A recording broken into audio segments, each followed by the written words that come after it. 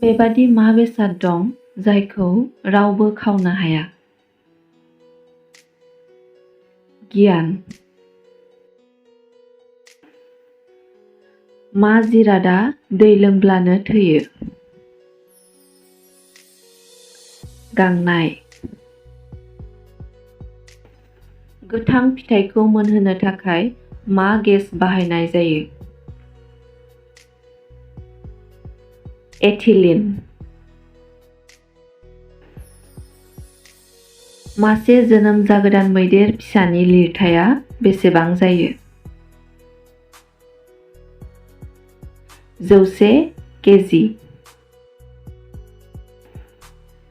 बेबादि मा बिफां दं जाय बिफाङाव जों गाखोनो हाया? थालिर बिफां। मा जिबआ मानसिनि बयनिख्रुइ देरसिन सुथुर? थाम्फै। मा हादराव जेबो रोखोमनि आबाद मावनाय जाया? सिंगापुर।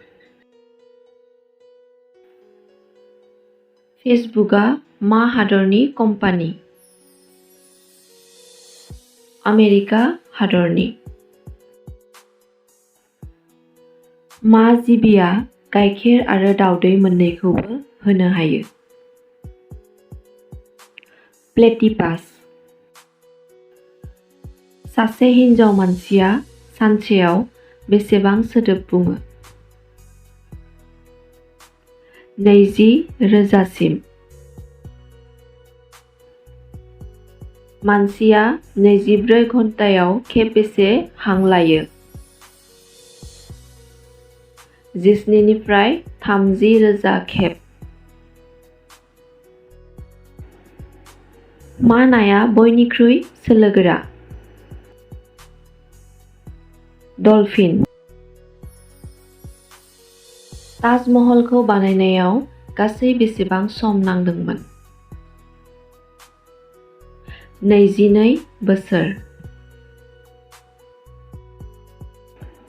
मा हादोराव उदांस्रि सान फालिया? नेपाल।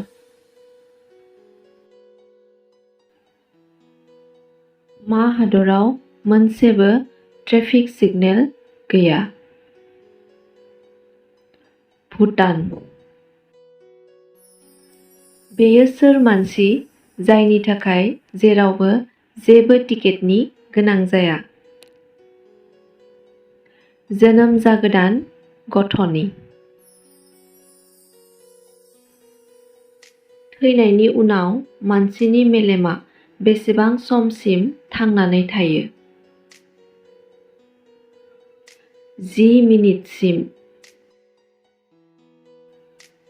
मासे थाम्फैया बेसेबां गोजौसिम बिरनो हायो? 50 फुट गोजौसिम। मा हादरनि कम्पानिया जौनि बथलाव महात्मा गान्धीनि फट' लागायो? इजराइल।